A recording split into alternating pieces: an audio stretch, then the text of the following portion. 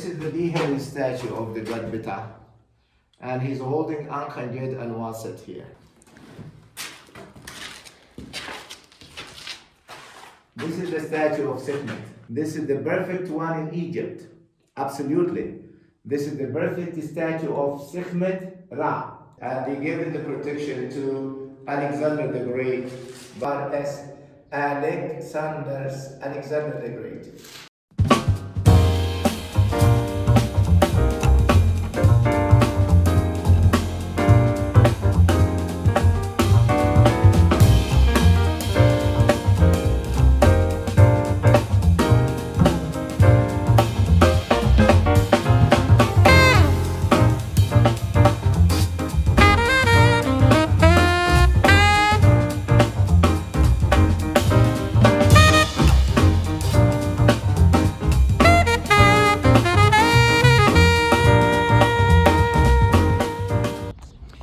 Is this where creation started? Well, to the ancient Egyptians, they believed that this was where everything began. This was known as Zep Tepi.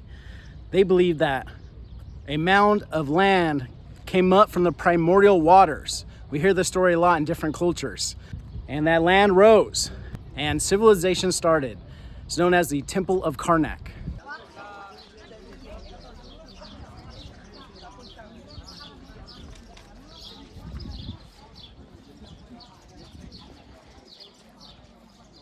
The wall behind me was built around 1400 BC by the Egyptians, still standing today.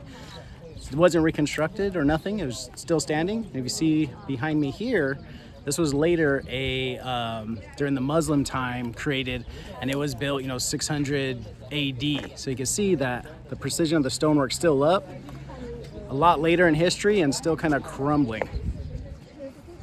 Just shows the expertise in the building of the Egyptians.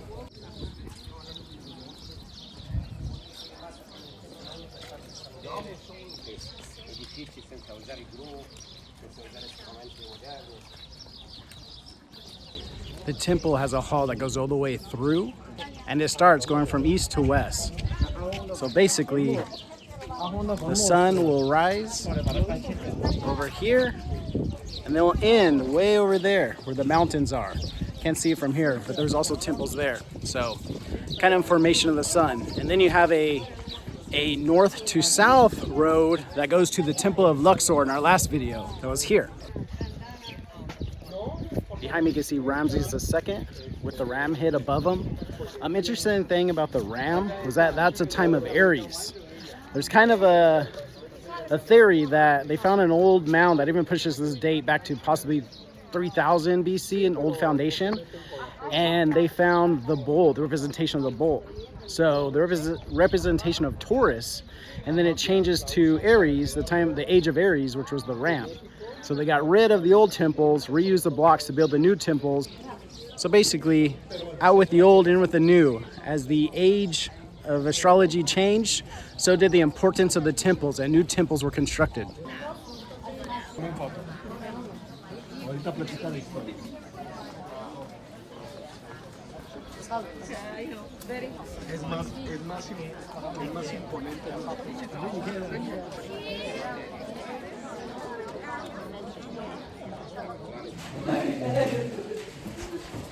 As you can see behind me, you have the Father, the Mother, and the Son.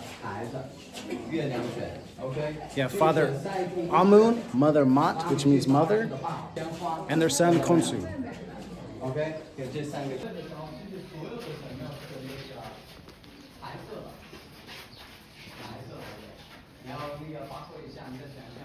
You can see the 3 lines on the throat.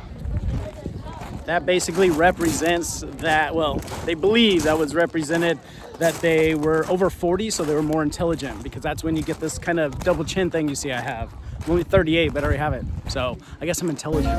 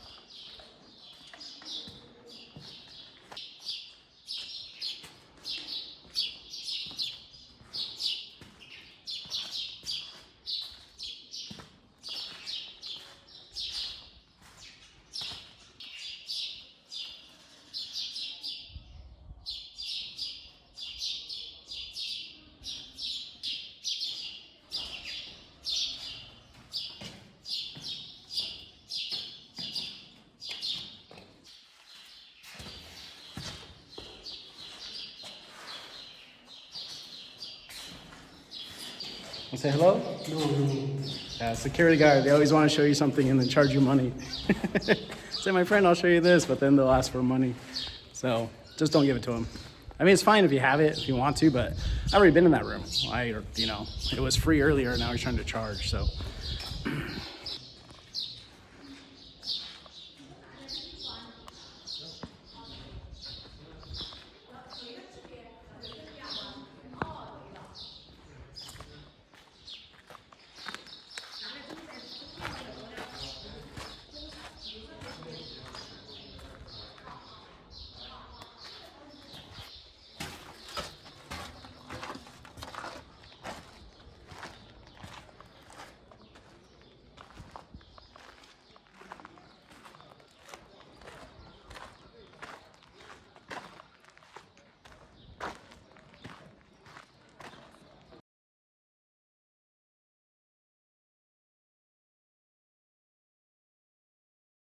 What's interesting about history is seeing, kind of connecting the dots. You see all these little dots and you start to make connections. Now, a lot of people say those connections aren't real, but it's up to your brain. It's up to you. You're doing your research. You figure out what you believe and don't believe. I don't think historical and religious and spirituality should ever have boxes around it. I don't think intelligence should have boxes around it. I know some very, very intelligent people, but they have these barriers around their head, usually due to religious sanctions, or, I grew up in a church that said, don't look at other books or you might be confused or changed. I'm like, I used to believe it. And now I see these people that I know, that I respect, that are so intelligent, and then they just, no, that's not right. No, that's wrong. And even some of my guides, they were, I hired a guide earlier to show me around. Then I recorded a video. I asked them, like, hey, you see the Egyptian god Ra, his wife Mot, and their son, it's like kind of like the Joseph, Mary, and Jesus story. And he just smiles, he's Muslim, and Muslims also believe in the Virgin Mary and Jesus. So, I go, well, don't you think there's a connection there that's on the same spot? This was transformed into a church, I think 300 to 500 AD, and there's literally depictions of Jesus and Mother Mary, and he just smiles and won't say anything. So, do you remember Oscar? Pizza. Yeah, he has Wasit, Ankh, and Jed. All combined. And Wasit, the three symbols. Okay, and here this is the Greek king, the Ptolemaic king, with the double crowns. This is not Tutmosis. Okay. Okay. Then here.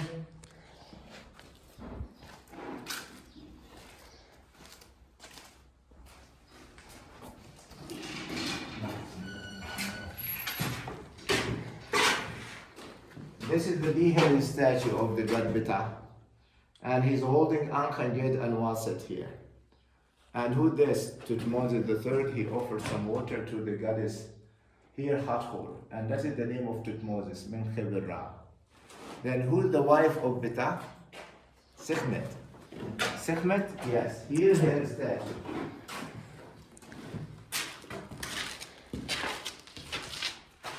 This is the statue of Sekhmet. This is the perfect one in Egypt. Absolutely. This is the perfect statue of Sekhmet Ra. She as a woman with the female line with the sun disk. Her name is Sekhmet Ra. Moses III, he gave his order to defeat away, to chill away out her decoration. Then the god Thoth and the god Horus, they tried to wash, to clean Hatshepsut here. Okay? This is Hatshepsut. With the beard, looks like a man. That is Hatshepsut. Yeah, so it's like, the guides here, they're so knowledgeable about mainstream Egyptology, which is great, and they have a wealth of knowledge. But as far as having a conversation or some new ideas, they're like, no, we got it. This is what we say is truth, and there's nothing else. And it's like, okay, but it's so funny. There's a father, a mother, and a son, and then 1,000 years later, 1,500 years later, there's a Christian church here that transformed the temple into church and painted Mother Mary and the child, and talk about the father, the mother, and the child in the same way. I go, don't you find that interesting? Didn't say nothing. I said, don't you have an opinion about it? Didn't say anything. Just kind of walked off and changed the subject. So it's like, where's the conversation? Where's the interesting conversation? You know, it's probably because they're Muslim, or I think it's that, or they're just like, we learn what we learn, that's the truth, and we don't want to hear nothing else, and we're going to show you this, we're not going to have conversation, we're just going to show you and tell you things, when time's up, give me money. So a lot of great knowledge from these tour guides, but they're on the clock. They're not interested in your questions. I mean, some of them will answer your questions, but any type of theories, like I definitely have a source religion theory, that all religion had a source and kind of branched out to what we have today. They're all basically saying the same thing. Try to bring that up a few times while in Egypt to guides that have this wealth of knowledge of Egypt, trying for me to kind of like get their opinion, and it's just like, I don't know, that's interesting. We're asking them about Göbekli Tepe. What? Where's that? Aren't you into like history, and like this predates Egypt? You're not into like the stonework that was before Egypt? So it's like a very Egyptian pride thing, you know. The Egyptian people are cool, great. Man, if you're not talking about money, it's really, every conversation leads to money at the end of it. I mean, literally every conversation. I get it, they're trying to make a buck or two, but the best part about traveling is connecting with people and having interesting conversations and learning a little bit more about them. But when it's all about money, you feel like they're being fake, or maybe they're just being nice. I don't know, maybe I'm being a little negative, sorry about that, but it's Egypt. So I'm walking out of the main temple of Karnak and going to the open air museum. Kind of stuff they brought from the temple out.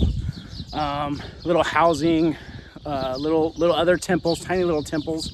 It's pretty cool, but I'm going to show you right now one of the most fascinating things is their ability to carve hard stone like diorite, granite.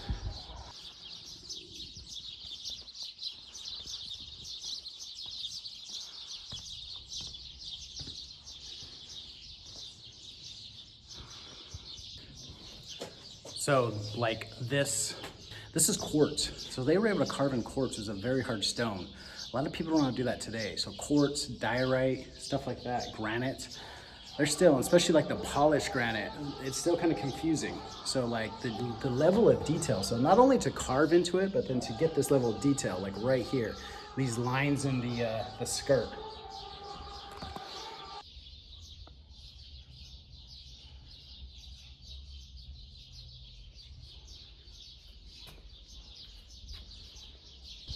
Being that the synchronicity of religions and the religion overlap is an interest of me, I find that it's very interesting that the Ankh, the shape of the Ankh, is, you know, here it's a representation for life, but it's also kind of a representation for Egypt. If you think of Egypt going north-south, you got the deserts on the side, and the reason there's a circle on top, that's where the water connects to the Mediterranean.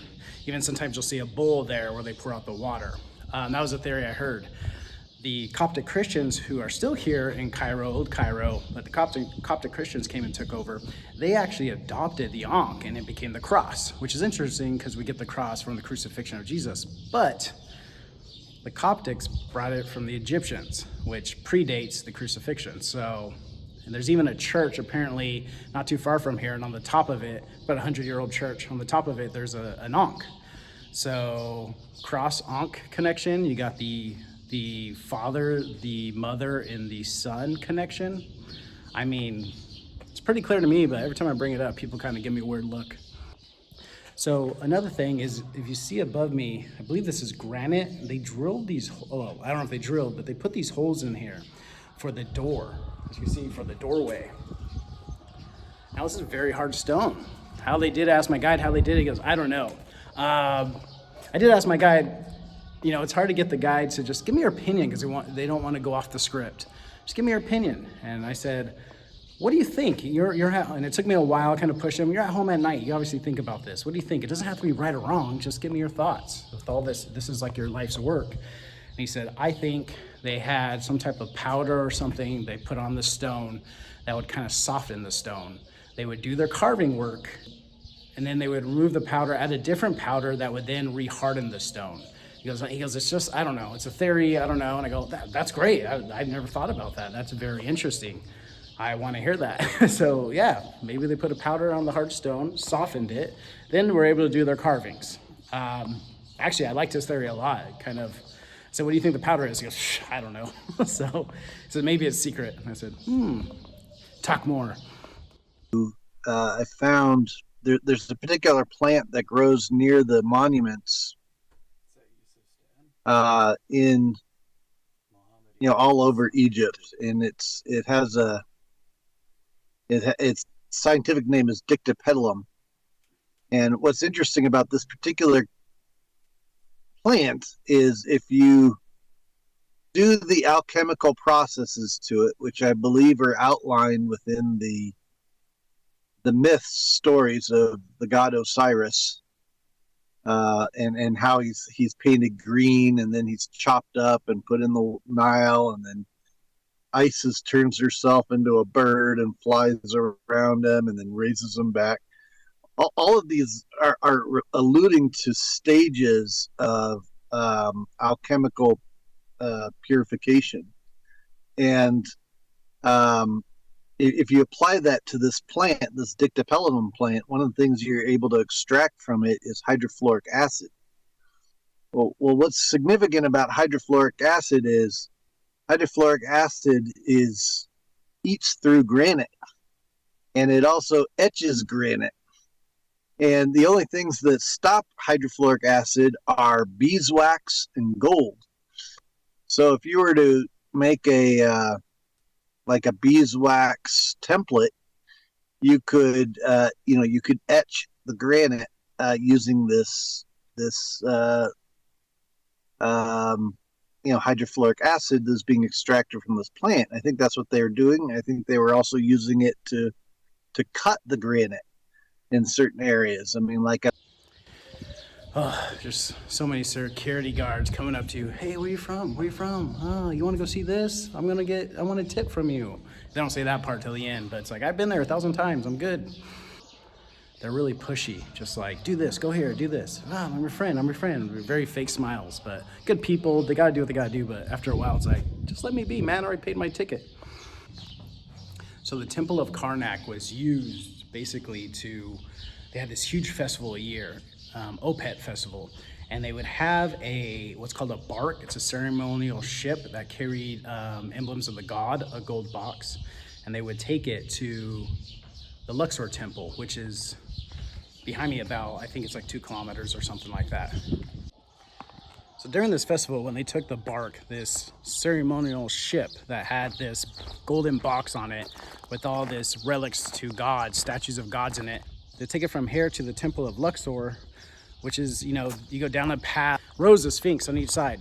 And they would take that in. And basically what it was like a spiritual connection of taking literally the statue of Amun on this ship and transporting it from this temple north to the southern temple.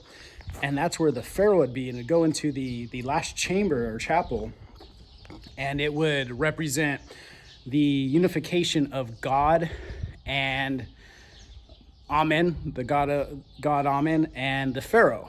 And that would, it was very ceremonial in the fertility, as you see. Amenhotep has a boner.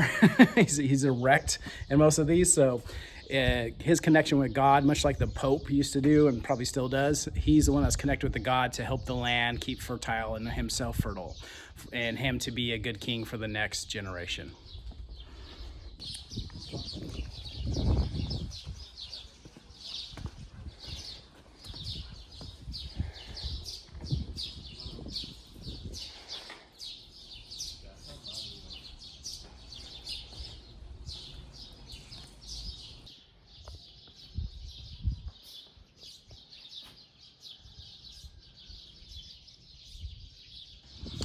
Example of more hard stone. I believe this is also quartz. And you can see, not only were they able to carve in this hard stone, but they were also able to get these small little details. All these tiny little lines, and they're very accurate, even if a person's bending down the curvature of it. So that's still one of the mysteries. Not only how they move these large stones, but I think it's even more a mystery, how did they carve into hard stone? Stones that we have trouble carving in now, but not only carving, but with accuracy.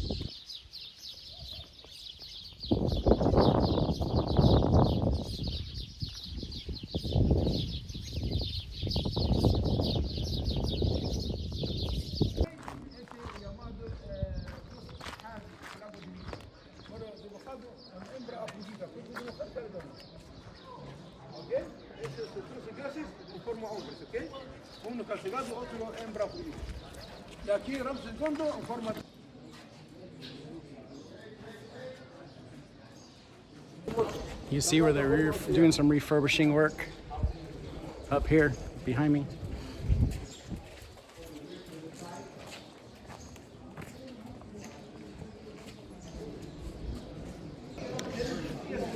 The heights of these, the height where the roof would be was amazing. I mean, it's so high. It's like a ancient skyscraper or something. It's insane. So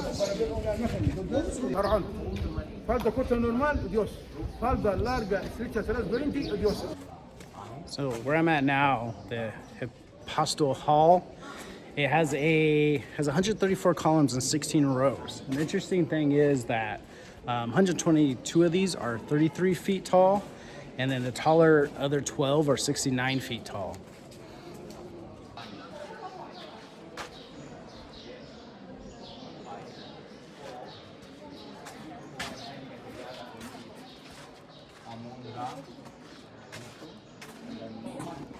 So these shorter, as you can see, there's the windows. So those would be up on the higher columns and allow light to shine in. So it was kind of like a step period where the middle was higher than the outside.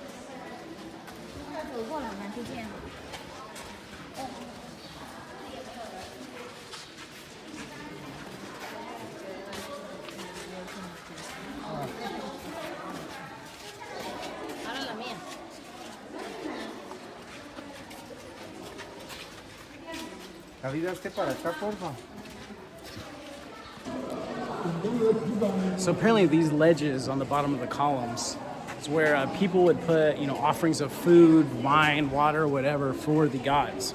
And then they would leave and the priest would come in and eat them. So that's at least what my guide told me. So give it some of the gods, but the gods aren't eating it. So who eats it? The priest eat it. So.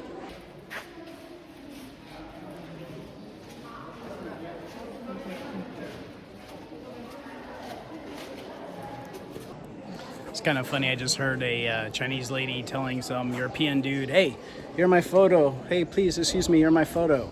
And when I was with my guide, I was walking right here too, and there are these little Asian girls all dressed like Peter Pan in these funky outfits.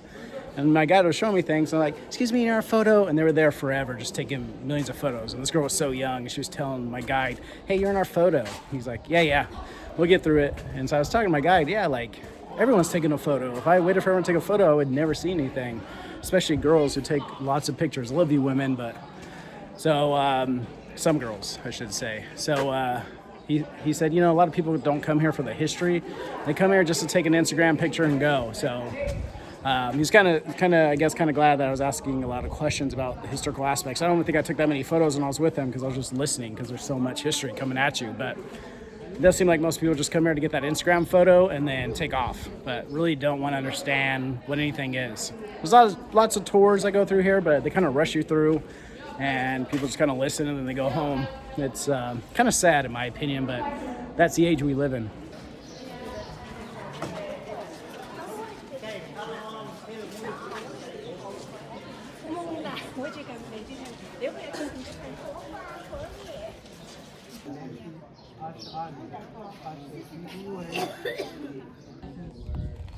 So that up there is the obelisk of Hatshepsut. She was pretty hardcore. I think she ruled for 20 years, and she was a very powerful female pharaoh. And she would often depict herself as a man with a beard, kind of showing her strength.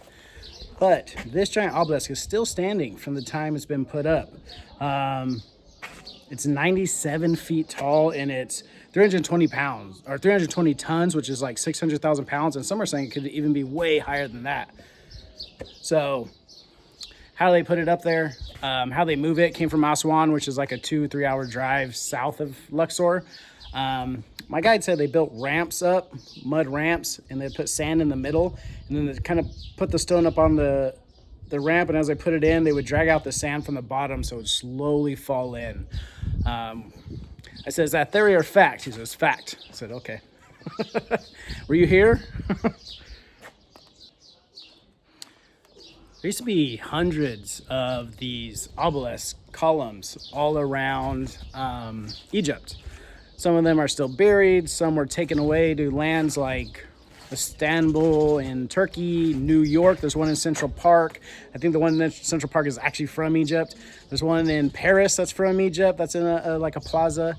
And probably some in Britain. I'm not sure about that, but Italy as well. I've seen the one in Istanbul. And I think I saw the one in New York when I was a kid. But what's the importance of the obelisk? We don't know. It's still kind of a mystery. Could be a sign of power because it's one stone, pink granite cut, and then dragged far away. So, you know, why did other people take them? But they're all around the world. So maybe if you take an obelisk from Egypt, it shows that your country will be strong. So I'm going to read something that I wrote down last night. I'm kind of researching this. But north of the temple are foundations of an earlier temple, the temple of Montu, which was represented by the bull, the god Montu. It was dismantled and its stones used for other temples around the area. According to R.A. Schwaller, the French historian, mathematician, and philosopher who researched 15 years the Temple of Luxor and believed it was the Temple of Man, kind of used ancient geometry. The dismantling of these stones were due to the cycle, the astronomical cycle. The astronomical shift from the age of the Taurus, the bull, to the age of Aries, the ram. So you see a lot of rams represented. Represented by the bull or god Montu and the ram or the god Ammon. Out with the old temples and in with the new. This happened all over Egypt.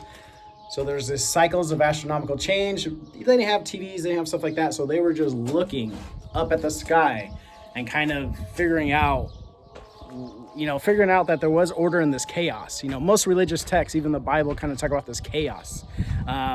Egypt had times of chaos too. They're called intermediate periods. There's 3 of them. That before the world started, there's always this kind of chaos. So I believe that whoever before the Egyptians, you want to call them Atlanteans, whatever, but this knowledge was passed of this great flood. And this is why I'm a big fan of Graham Hancock, who's banned from Egypt now.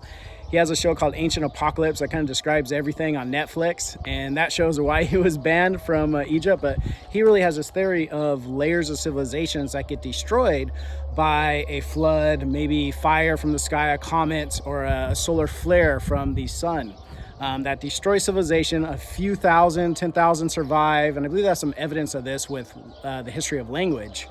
And they survive and start civilization again. So then they know, some of these people know that this other catastrophe is going to come. And they need to prepare the knowledge for it, hiding this knowledge in things such as stone columns, pyramids, who knows. Also, a fun fact for my flat earthers is a video I shared with my good friend Sergio Checo of Carl Sagan, an old video of him talking about how the ancients knew the world was round, not just by studying the stars and using geometry, but also by having these, if they had these obelisks, and say they had one here in Luxor and one way out in Cairo, and they were the same size. And when the sun would hit them, the shadow would not cast the same size because there would be a slight curvature. So they would measure this and transfer information between the both cities and say, hey, on the same day at this time, this was the length of the shadow. And they would find that the shadows wouldn't match up, which meant there was a curvature. So the sun would hit it at different angles. Because if it was flat, the obelisk would cast the same shadow no matter where it was in the world. So sorry, flat earthers. I love you. Here's a map of ancient Egypt. I've inserted 2 sticks or obelisks, one up here in Alexandria and one down here in Syene. Now, if at a certain moment each stick casts no shadow at all, that's perfectly easy to understand, provided the Earth is flat. If the shadow at Syene is at a certain length, and the shadow at Alexandria is the same length, that also makes sense on a flat Earth. But how could it be, Eratosthenes asked, that at the same instant there was no shadow at Syene and a very substantial shadow at Alexandria? The only answer was that the surface of the Earth is curved. Not only that, but the greater the curvature, the bigger the difference in the lengths of the shadows. The sun is so far away that its rays are parallel when they reach the Earth. Sticks at different angles to the sun's rays will cast shadows at different lengths. For the observed difference in these shadow lengths, the distance between Alexandria and Syene had to be about 7 degrees along the surface of the Earth. By that I mean, if you imagine these sticks extending all the way down to the center of the Earth, they would there intersect at an angle of about 7 degrees. Well, 7 degrees is something like a 50th of the full circumference of the Earth, 360 degrees. Eratosthenes knew the distance between Alexandria and Syene. He knew it was 800 kilometers. Why? Because he hired a man to pace out the entire distance so that he could perform the calculation I'm talking about. Now, 800 kilometers times 50 is 40,000 kilometers. So that must be the circumference of the Earth. That's how far it is to go once around the Earth. That's the right answer. Eratosthenes' only tools were sticks, eyes, feet, and brains, plus a zest for experiment. With those tools, he correctly deduced the circumference of the Earth to high precision, with an error of only a few percent. That's pretty good figuring for 2,200 years ago.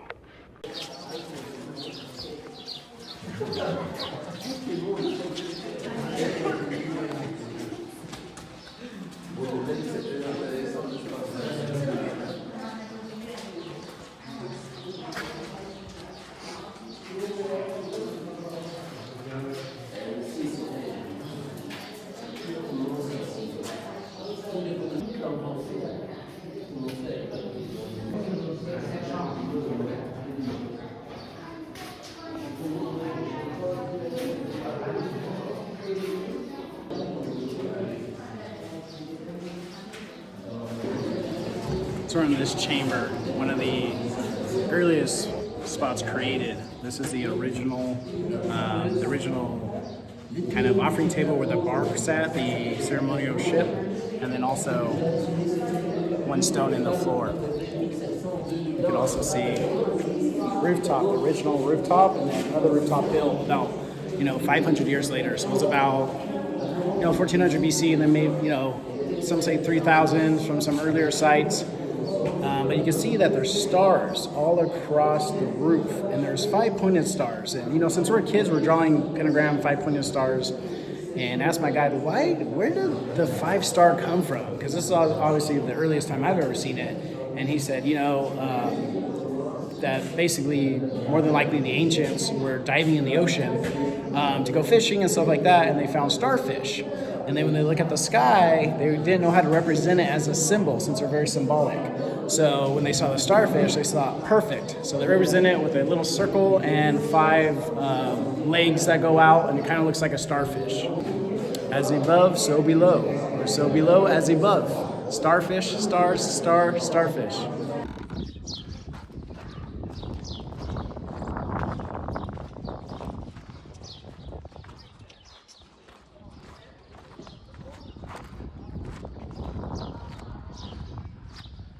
Now we're walking into a very special place that was important to the Egyptians, but later, years later, after Christ, around 500 BC, 300 BC, became a church for the Coptic Christians. So once again, just like Ephesus, I've made a video here kind of describing it, how they go from one god or goddess and kind of keep this similar, but alter it for a different culture.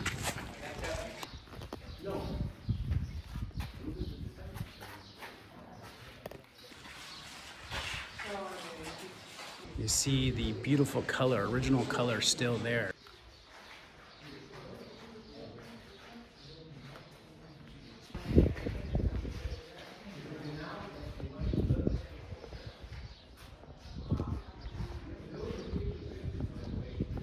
in the Egyptian times, the father, Mut, and then their son. And I was told that the Christians made it across. The Coptic Christians, 500 BC, made it into a cross. I don't know. Possibly that's true or not.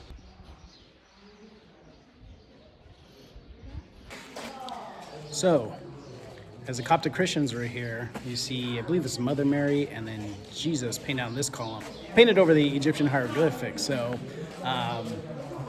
pretty interesting that, you know, just like Artemis, or just like Ephesus, with Artemis later becoming the Mother Mary, this kind of female fertility god, kind of something similar here where it was more fertility about the king of the pharaoh, you know, and then a lot about his wife, who is Mut, which means mother of earth, mother of everything, and their son. And then you have Joseph, Mother Mary, and Jesus. Although Joseph doesn't get, I don't think, gets enough respect. It's always about Mother Mary and Jesus. So I don't know what happened. They went from having this pharaoh, and then the mother and the son weren't as important, to now the Virgin Mother Mary and Jesus being way more important than Joseph. But then you have the Father, who's actually God, so who's most important. So during the winter solstice, you'll see the sun, which rises in the east and settles in the west, kind of shoots through this whole hall that goes from here all the way down, and even crossing the Nile and hitting another temple. So they have this directional line with the sun, which they believed, you know, there was no death, it was continual afterlife. So.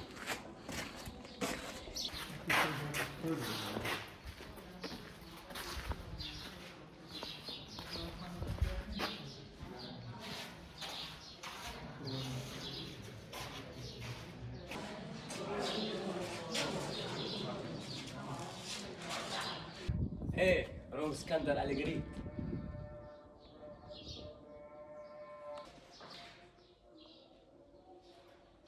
So in this temple, we have the cartouche of Alexander the Great, who kind of became made himself an Egyptian god. And you actually see above here, he's receiving from the god Amun, the Ankh, or of life. So, and also on this end as well.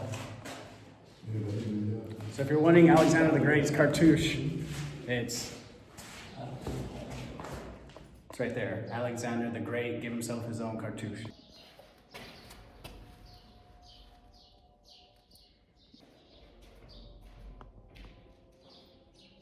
It's neat.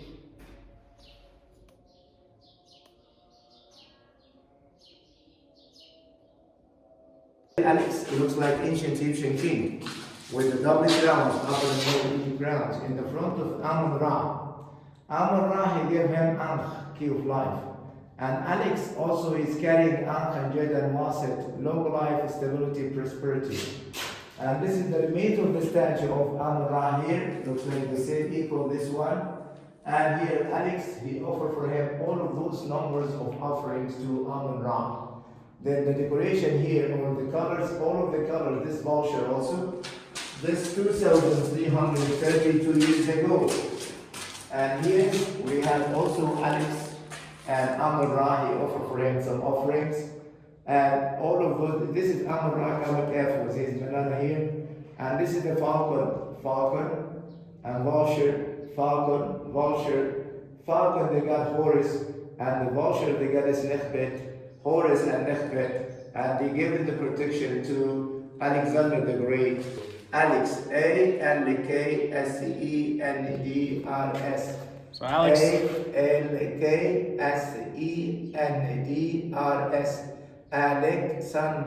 Alexander the Great.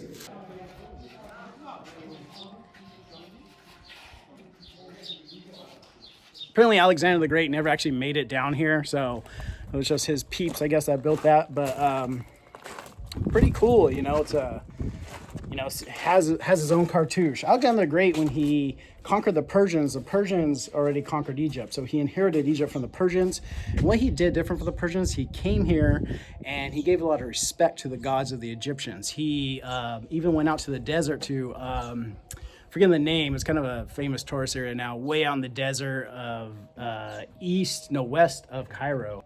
he went there and met with an oracle, and he went through the desert, and a lot of his guys were mad, like, hey, we got to go back to war. What are we doing going the opposite direction? We should be going east to chase the Persians. And he went to the oracle out in the desert. They had a horrible journey there. It was awful. A lot of his own Greek people were mad that he was becoming too Egyptian. And he met the oracle and said, am I the son of God? And she said, yes, you are. So then he came back and was crowned, just like the pharaohs before him, as king of Egypt, and he got his own cartouche and became into the hieroglyphics himself. So all the Egyptians kind of liked him, and they still like him. A lot of them talk about him a lot. One of my guys says his favorite character. It's my brother's favorite character in history, because he gave respect to the Egyptians, you know. So almost like they were liberated from the Persians when some Greeks came in. And then that started the city of Alexandria. He built that, and a great port city with the Library of Alexandria. And the Library of Alexandria was this, you know, knowledge of the world. Every time a ship came to port, they would confiscate the books from the ship in Alexandria, make copies of all of them, and return the books to the ship. So they had a copy of all this mass knowledge of the world, because knowledge and books were so critical back then. So the library mysteriously burnt down, and we lost all his knowledge. Maybe some books were snuck out. Hopefully a lot were. We'll find them one day, I hope, or they're lost forever to history, and all that knowledge is gone from the ancient times. The Egyptians were so great at building that even generations and generations after them, for thousands of years, even the time right up before Christ to after Christ, were using these structures still. That just shows how amazing they were. Can you imagine building something and then, you know, 2,000 years later, 2,500 years later, people are still using it because it's such in good quality? There's a sacred lake here, and that's where they believe they clean themselves for worship, just like they do in Islam as well. Outside mosques, usually there's water running to clean your feet, your face, your hands, because you should be clean when you praise God. So the Egyptians did the same. So again, continuing into Islam. It's kind of a lot of things start somewhere, and we don't realize it bleeds into our culture as well. The lake is actually ahead of me. I'm facing it, and behind me is the Nile, very far away.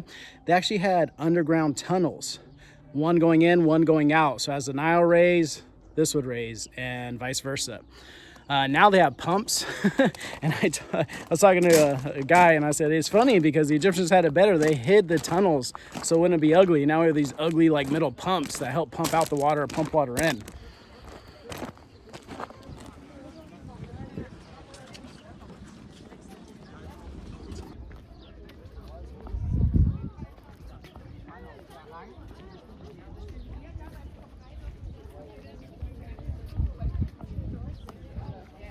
What's interesting is behind me is the scar beetle that they found, and a guy told me that they, in like the early 1900s, these Egyptians around here got together and said, oh, let's trick the tourists and tell them if they go around it 7 times and give some money to the scarab, they'll be blessed by God.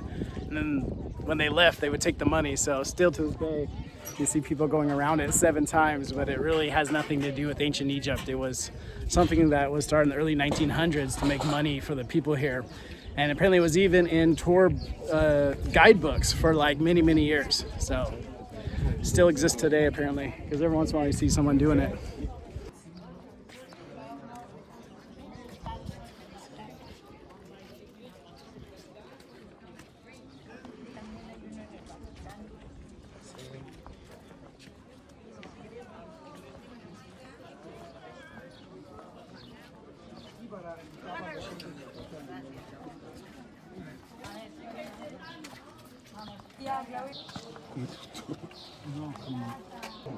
So behind me is the depiction of Thought, my favorite god, with the ibis face and the tree of life. And I believe it's Ramses II in front of God Amut. And ibis is taking a leaf from the tree of life behind Ramses II. And he's taking it to write his name in so it will be forever remembered. They believe that's a eucalyptus tree, and there's one that's 100 years old kind of around here, but obviously this was before that. But it's funny to see the tree of life, which also you see mentioned in sacred books, religious books, like the Bible. Tree of knowledge, tree of life.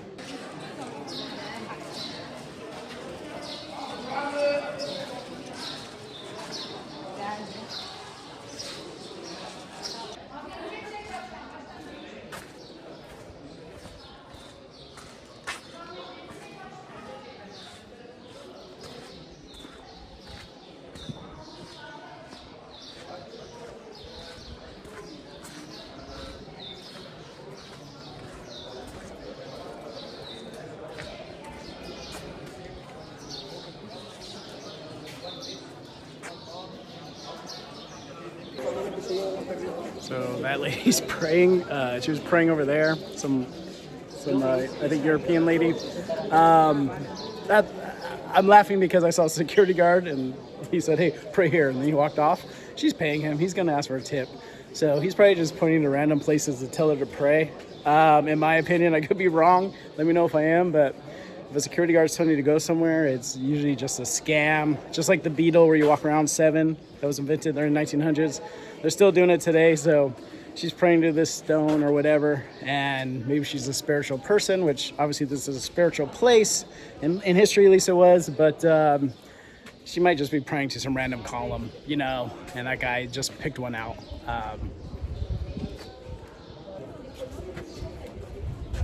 This right here is a depiction of slaves or prisoners. You can tell because they're on their tippy toes, and I believe that's Persians, Syrians, Nubians or Central Africans, possibly even Libyans. I'm not sure about Libyans. Don't quote me on that, but yeah, since they're tippy toeing, because it's not their land, only the gods, as you can see here, can step foot on this land. The gods are the pharaoh, the king, or royal priest, but the slaves or the prisoners of war were depicted on their tippy toes. That's why they believe they are slaves. Honk. Honk, honk.